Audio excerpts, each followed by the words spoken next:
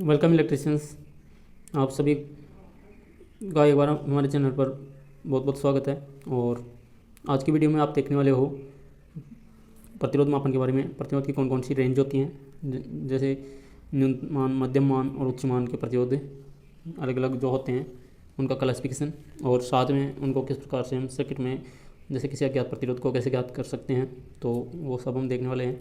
यहाँ से हम देखेंगे कि जो प्रतिरोध है इसको आप समझ लीजिए पहले कि इसके 3 मान होते हैं। जैसे मान लीजिए न्यून मान, एक मध्यम मान और तीसरा होता है उच्च मान। होता क्या है यहाँ पे कि न्यून मान, मध्यम मान और उच्च मान आप थोड़े से एज्यूम कर सकते हो। 1 ओम से जिसका मान कम होता है वो न्यून मान का प्रतिरोध कहलाता है। 1 ओम से और कुछ ओम तक, यानी कि एटलीस्ट 100 ओम तक इसको काउंट कर सकते हैं, तो ये आपका मध्यम मान के प्रतिरोध होते हैं। और अबव 100 ओम जो होते हैं वो आपके होते हैं यानी कि उच्च मान के प्रतिरोध। और 1 ओम या उससे कम जो होते हैं वो होते हैं आपके न्यून मान के प्रतिरोध। तो इनको हम इस तरह से देखते हैं।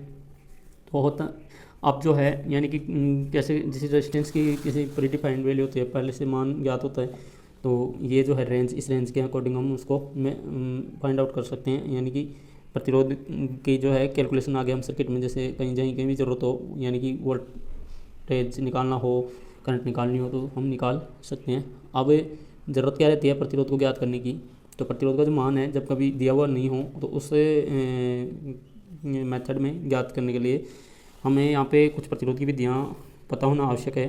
तो मैं आपको अब हम देखते हैं कि कौन कौन सी विधियाँ जो हैं वो हम काम में लेते हैं। तो इसके लिए हम देखते हैं यहाँ से कि जो विधियाँ काम में लेते हैं वो जैसे सिंपल सी हैं। प्रतिरोध मापन जो किया जाता है ये इसके अकॉर्डिंग यहाँ पे 3-4 विधियाँ काम में ली जाती हैं। जैसे कि एमीटर हो, वोल्टमीटर हो अपने पास, तो हम प्रतिरोध मान ज्ञात कर सकते हैं किसी भी सर्किट में, तो एमीटर वोल्टमीटर मेथड हो। अब दूसरा जैसे होता है कि हमारे पास रेजिस्टेंस का एक सेट हो, या जैसे आपने स्कूल लाइब्रेरी में देखा होगा पोटेंशियोमीटर होता है, तो पोटेंशियोमीटर विधि काम में आती है, यानी कि इसको हम बोलते हैं विभव मापी। और इसके अलावा है जो है एक आती है आपकी व्हीट स्टोन सेतु, यानी कि व्हीट स्टोन ब्रिज, ये विधि आपके काम में आती है। एक विधि आती है आपकी पोस्ट ऑफिस बॉक्स विधि। और साथ में एक जो है यहाँ से फेमस विधि और है आपकी कि जिसको हम बोलते हैं केल्विन डबल ब्रिज विधि, यानी कि केल्विन डबल ब्रिज मेथड। ये सब आपकी जो हैं प्रतिरोध मापन के लिए ये विधियाँ हैं। अब इनमें से जो सबसे फेमस है, यानी कि सबसे जो सरल है, वो आपकी है एमीटर वोल्टमीटर मेथड। होता क्या है कि इसमें आपको करंट का वैल्यू पता होगा, वोल्टेज का वैल्यू पता होगा, तो आप यहाँ से रेजिस्टेंस का जो है मान निकाल सकते हो।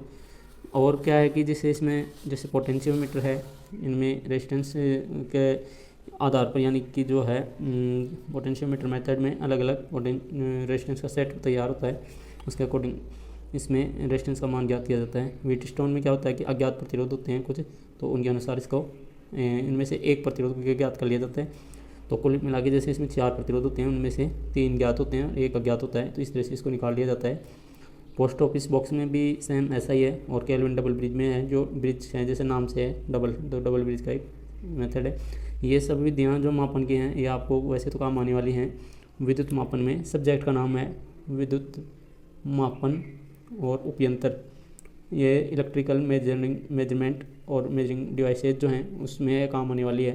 तो ज़्यादा इसको हम यहाँ फोकस नहीं करेंगे, हम ये पता होना चाहिए कि प्रतिरोध मापन की कौन कौन सी विधियाँ प्रचलन में हैं, तो और प्रतिरोध की रेंज क्या क्या होती है। तो यहाँ से हम आज जो हम देखने वाले हैं एक सिंपल सा आपको एमीटर वोल्टमीटर मेथड के बारे में और व्हीट स्टोन ब्रिज मेथड के बारे में हम आपको डिस्कस करने वाले हैं।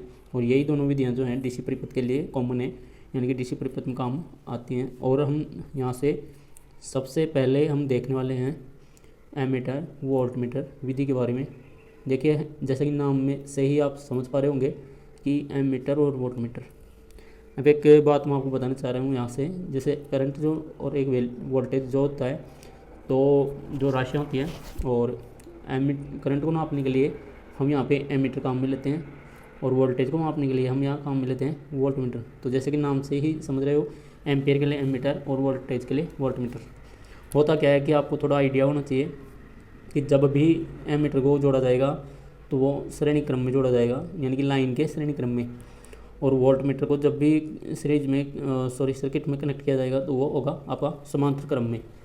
होता क्या है कि जैसे आप सर्किट में लेते हो कोई भी, जैसे मान के चलिए ये 2 लाइन है, यानी कि 2 जो है आपके, एक जो आपका सिस्टम होता है, चाहे वो डीसी सिस्टम हो, 2 वायर डीसी सिस्टम हो, चाहे आपका एसी सिंगल फेज सिस्टम हो या एसी 3 फेज सिस्टम, सब में एक चीज़ कॉमन है कि एमीटर को जब भी रखा जाएगा जो लाइन के श्रेणी क्रम में। तो मान के चलिए आपके पास, जैसे डीसी सर्किट की बात करें हम यहाँ से, तो एक आपका जैसे बैटरी की पॉजिटिव पोलैरिटी का प्लस होगा, एक माइनस होगा। आप ऐसे भी एज्यूम कर सकते हो इस तरह से। तो ये भी आपका मेथड सही है कि ये प्लस से ऐसे निकला और ये माइनस से यूँ। तो होता क्या है कि सबसे पहले हम जैसे एमीटर को सर्किट में रखते हैं, मान लीजिए ये रेजिस्टेंस हमें कनेक्ट करना है यहाँ, ये आपका वोल्टेज स्रोत हो गया ई जिसको हम कहेंगे, और ये आपका रेजिस्टेंस हो गया आर जिससे हमें ज्ञात करना है। तो होता क्या है कि एमीटर और वोल्ट मीटर हमें किस प्रकार से इस सर्किट में कनेक्ट करने हैं, बस ये देखना है। अगर हम चाहें तो दोनों ही विधियाँ हैं। जैसे एमीटर को हम रखें यहाँ, तो ये लोड के क्या हो गया, सीरीज में जो लोड है, जैसे मान के चलिए आर रेजिस्टेंस हुआ, और ये जो बैटरी सर्किट है, यानी कि वोल्टेज सोर्स और लोड सोर्स के बीच में जब कनेक्ट हो जाता है यानी कि एमीटर, तो ये कहलाता है आपका श्रेणी क्रम। श्रेणी क्रम का मतलब ये होता है जो लाइन यहाँ से निकली उसी के बीच में एमीटर को कनेक्ट कर दिया और फिर आपके यहाँ आगे लोड की तरफ चली गई। तो ये जो मैंने गहरा किया है यानी लाइन को अपन ने, तो वो आपका पॉजिटिव पोलैरिटी है। पॉजिटिव पोलैरिटी को वैसे तो हम कलर से रेड लिखते हैं, तो पॉजिटिव पोलैरिटी को हम इस तरह से लिखते हैं,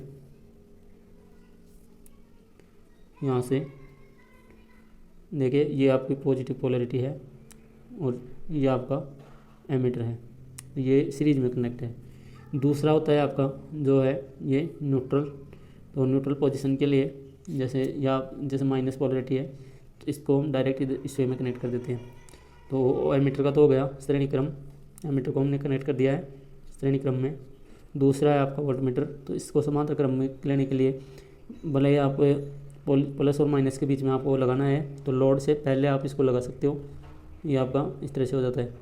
तो ये अब जब ये वोल्ट मीटर जो कनेक्ट है ये पॉजिटिव पोलैरिटी और नेगेटिव पोलैरिटी के बीच में कनेक्ट है इस तरह से, तो ये आपका कहलाता है समांतर क्रम।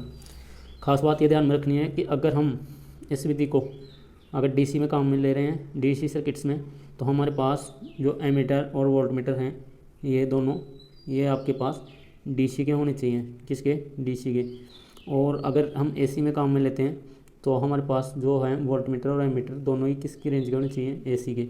आगे हम मेजरमेंट में देखेंगे इनकी रेंज क्या क्या होती है, तो किस किस टाइप के उपकरण होते हैं, जैसे पीएमएमसी, एमआई, ये इस तरह के होते हैं। तो ज़्यादातर आपको डीसी में मिलते हैं पीएमएमसी के टाइप के और एसी में मिलते हैं आपको एमआई टाइप के, तो ये आपको थोड़ा याद रखना है। तो अब हम देखते हैं कि यहाँ से जो है एमीटर वोल्ट मीटर मेथड का कॉन्सेप्ट क्या है कि एमीटर और वोल्ट मीटर इस तरह से जुड़े हुए हैं। चाहें तो आप पहले वोल्ट मीटर को जोड़ सकते हो और बाद में एमीटर को जोड़ सकते हो। उसके लिए क्या करना होगा आपको, उसके लिए आपको ये करना होगा कि जैसे सेम यही सर्किट रहेगा, यही आपकी बैटरी पॉजिटिव और नेगेटिव, इसके बाद में यहाँ से वोल्ट मीटर को आप पहले पैरेलल में ऐड कर सकते हो और साथ में एमीटर को सीरीज में लगा के और आगे लोड को आप इस सर्किट से जोड़ सकते हो और ये आपका रेजिस्टेंस होगा। इसको वोल्ट मीटर एमीटर मीटर बोलते हैं। तो होता क्या है कि हमारे पास दोनों ही मेथड काम में लेते हैं हम, एमीटर वोल्ट मीटर और वोल्ट मीटर एमीटर विधि। देखिए ये हम इस चीज़ को इसलिए देखते हैं यहाँ से कि हमें जो लाइन का है वो वोल्टेज रेफरेंस पता होना चाहिए और बाद में जो है लोड साइड में जो जितनी करंट फ्लो हो रही है वो हमें पता होनी चाहिए। तो इस मेथड के लिए हम एमीटर को लोड के पास में रखते हैं, एमीटर को लोड के पास में रखते हैं इस तरह से, और वोल्ट मीटर को लाइन के पास में रखते हैं इस तरह से। तो ये क्या होता है, इसका फ़ायदा ये होता है कि वोल्टेज जो सर्किट का जो वोल्टेज है वो हमें प्रॉपर मिल रहा है नहीं मिल रहा है वो हम यहाँ से पता कर सकते हैं वोल्ट मीटर के थ्रू। और यहाँ जो है एमीटर के थ्रू जो मिल रहा है, यानी कि एमीटर के थ्रू जो लोड में कितनी करंट जा रही है वो हमें एमीटर से पता होती है। देखो खास बात यह है, अगर हम डीसी में ये काम में ले रहे हैं तो हमारे पास वोल्ट मीटर का सिंबल रहेगा इस तरह का, एमीटर का सिंबल रहेगा इस तरह का। और अगर हम एसी में काम में ले रहे हैं तो ये आपके पास इस तरह के सिंबल रहेंगे। तो सिंबल को देख के आप मीटर की पहचान कर सकते हो। और इसमें हम कैसे इसको फाइंड आउट करते हैं, तो जैसे वोल्ट मीटर में जो भी करंट, वो जो भी वोल्टेज अप्लाई हो रहा है, आ रहा है सर लाइन का, तो जैसे वोल्टेज में ज्ञात है, ओके, और करंट भी हमें ज्ञात है जो सर्किट में फ्लो हो रही है, तो हम रेजिस्टेंस याद करने के लिए सीधा जो है ओम का नियम लगाएंगे, यानी कि ओम के नियम के अनुसार ओम का नियम यहाँ लागू होता है। तो R बराबर V बटे आई, जो भी वोल्टेज आपका होगा वो और जो भी करंट होगी वो इसके प्रकार से, जैसे 12 वोल्ट की बैटरी है, 0.4 करंट है, तो इस तरह से आपका जो है यानी कि आपका हो जाएगा 30 ओम, यानी कि ये आपका 30 ओम हो गया, 30 ओम। इस तरह से हम इसको ज्ञात कर सकते हैं। अब हम चलते हैं नेक्स्ट जो टॉपिक है वो आपका है व्हीटस्टोन ब्रिज। ये फेमस जो विधि है वो काम में ली जाती है। यहाँ तो एमीटर वोल्टमीटर मेथड में पूरे सर्किट का जो है एक कॉमन रेजिस्टेंस निकाल लिया जाता है। अब हम देखते हैं कि रेजिस्टेंस का कहीं अगर अलग अलग इंडिविजुअल मान पता करना हो तो उस केस में हम देखते हैं व्हीटस्टोन विधि। तो व्हीटस्टोन जो है इसका पूरा नाम है व्हीटस्टोन ब्रिज विधि। तो व्हीटस्टोन ब्रिज विधि का कॉन्सेप्ट क्या है कि इसमें जो ज्ञात टोटल प्रतिरोध होते हैं 4, और जिसके बीच में हम यूँ देखते हैं कि एक तरह से ब्रिज होता है। तो ब्रिज में से किसी प्रतिरोध को निकालने के लिए तो हमें अदर प्रतिरोध ज्ञात होना चाहिए। जैसे कुल प्रतिरोध है मान के चलिए 4, तो उनमें से 3 हमें ज्ञात होते हैं, बाकी एक अज्ञात होता है। तो इसको मेथड को समझने के लिए हम कॉन्सेप्ट में ये देखते हैं कि यहाँ से हमारे पास एक देखो व्हीटस्टोन ब्रिज में जो है ब्रिज को बैलेंस कंडीशन में इसको निकाला जाता है। तो ब्रिज की बैलेंस कंडीशन में ये प्रतिरोध को मान ज्ञात किया जाता है। तो कुछ ब्रिज इस तरह से होता है, ये मान के चलिए जैसे ब्रिज है ये आपका, और इस तरह से तो ब्रिज के जो ये 4 रेजिस्टेंस हो जाते हैं, मान के चलिए आप इनको R1 R2 R3 कर रहे हो, आप PQRS इनको आप लिख सकते हो। अब इनमें से जो है इनको जो वोल्टेज सोर्स दिया जाता है, तो उस कंडीशन में जैसे यहाँ पे हम EMF यहाँ ले सकते हैं, वो हमारा जैसे बैटरी होगा या जैसे कोई भी जो सेल जो DC EMF प्रदान करता है, तो यहाँ से हम इसको पोलरिटी ले सकते हैं, प्लस और माइनस जो भी हो। देखिए यहाँ पे खास बात यह है कि बैलेंस कंडीशन जो है इस सर्किट की यहाँ से देखी जाती है। PQRS वाला जो सेट है इसके बीच में से हम जैसे एक इसमें लगाते हैं जो है यानी कि डिटेक्टर लगाते हैं। ये होता है डिटेक्टर क्या होता है, एक तरह से एमीटर होता है जिसको हम नल जो है यानी कि इसमें एरर जो होती है वो बहुत ही कम होती है, तो इसको हम इस तरह से डिनोट करते हैं तीर के निशान से, और यहाँ पे एक इसका स्विच रखते हैं। तो ये इस तरह से इसको हम चाहें तो यूज़ कर सकते हैं और नहीं PQRS के बैलेंसिंग के लिए करते हैं। तो बैलेंस करने के लिए हमें एक रेजिस्टेंस को वेरिएबल रखना पड़ता है, यहाँ से एस को हम रखते हैं वेरिएबल। जब जो है यानी कि सर्किट में जो बैलेंस होगा तो इसमें जो करंट है यहाँ से इसमें जो करंट है वो 0 रहेगी। तो बैलेंस कंडीशन में जो है करंट है वो इस इधर से निकल के और यहाँ से PCQ होती हुई और सीधी यहाँ आके मिल जाएगी, और R से S तक जो होती हुई और यहाँ आके मिल जाएगी। तो ये हम जैसे पॉइंट रिज्यूम कर लेते हैं, इसको हम A बोल देते हैं और इसको हम B बोल देते हैं और इसको हम C बोल देते हैं और इसको हम D। तो इस प्रकार से हम ABCD जो नेटवर्क है इसमें हम इसको देख सकते हैं। इस प्रकार से ये ब्रिज काम करता है। तो इसको देखने के लिए थोड़ा सा हमें आगे बढ़ते हैं। तो यहाँ से हम देखते हैं कि ब्रिज कैसे काम करता है। तो ब्रिज की खास बात यह है कि ब्रिज की जो बैलेंस कंडीशन होती है उस बैलेंस कंडीशन में जो है करंट का मान हो जाएगा 0। नल डिटेक्टर जो होता है ये आपका एमीटर होता है जिसको हम गैल्वेनोमीटर बोलते हैं, गैल्वेनोमीटर। देखिए यहाँ से इनका हिंदी और इंग्लिश नाम एक सा ही है तो कोई ज़्यादा फर्क नहीं है। तो गैल्वेनोमीटर की भी शेप वाली स्थिति में यानी कि 0 वाली स्थिति में हम इसको ब्रिज को बैलेंस रखते हैं। तो संतुलन की अवस्था में, संतुलन कहते हैं इसको, संतुलन की अवस्था में। तो संतुलन की अवस्था में जो है ABCD आपका यहाँ पे ये ब्रिज है, ये जो आपका लूप है इस सर्किट में। हम जानते हैं कि आपका जो यहाँ से जो दोनों का जो रेशियो है यानी कि P और Q का जो रेशियो है वो इस प्रकार से एडजस्ट किया जाता है। R और S का जो रेशियो रहे, R और S का रहे, तो जो आपका जो रेजिस्टेंस है इसको यहाँ से हम देखते हैं कि इक्वल वोल्टेज इसमें शेयर होता है। तो इसको निकालने के लिए हम ये देखते हैं कि अब 3 जो प्रतिरोध होते हैं उनका मान लगभग फिक्स होता है। और यहाँ से इसको थोड़ा विस्तार से और देख लेते हैं कि जैसे सर्किट P में जो है करंट है यानी कि P के लिए तो पीक का जो वोल्टेज ड्रॉप है पी वाले प्रतिरोध का वो हो जाएगा I1P, और इसी में जो है करंट बहेगी, जैसे क्यू के लिए I1Q, और एक आर के लिए होगी I2R, और एस के लिए होगी I2S। अब हमें यह पता है कि जो करंट पी सर्किट से होकर जा रही है, तो अगर चारों प्रतिरोध जो बैलेंस कंडीशन में हैं तो वो उसी अमाउंट के करंट जो है वो आपकी आर सर्किट से होकर जाएगी, यानी कि इस तरह से जो ब्रांच होती है उनमें इक्वल करंट जाएगी। तो ये आपकी रहेगी आई, ये होगी I2 और ये होगी I1, इस तरह से। तो हम ये देखते हैं यहाँ से कि I1P बराबर I2R, एक तो ये हो जाता है। दूसरी साइड सेम टू सेम ही है कि जो करंट I1Q से, यानी कि Q से होकर जाएगी, P से होकर जाएगी जो Q में जाएगी, और जो R से होकर जाएगी वही S से होकर जाएगी। तो ये आपकी बैलेंस कंडीशन में है। तो यहाँ से हम I2 इसको I1Q और I2S, ये सेम ऐसे हम थोड़ी देर के लिए इसको एज्यूम कर सकते हैं। तो हम इन दोनों इक्वेशन को अगर बराबर रखते हैं तो हमें जो है कि I1 वाला जो रेशियो है वो हमें प्राप्त हो जाता है, यानी कि दोनों इक्वेशंस का एक तरह से हम रेशियो निकाल सकते हैं। तो दोनों इक्वेशन को देखने के लिए हम यहाँ से थोड़ा सा और उनसे आगे बढ़ाना होगा। तो जैसे मान के चलिए ये है और ये दूसरी कंडीशन, पहली और दूसरी कंडीशन। तो यहाँ से I1P और I1Q,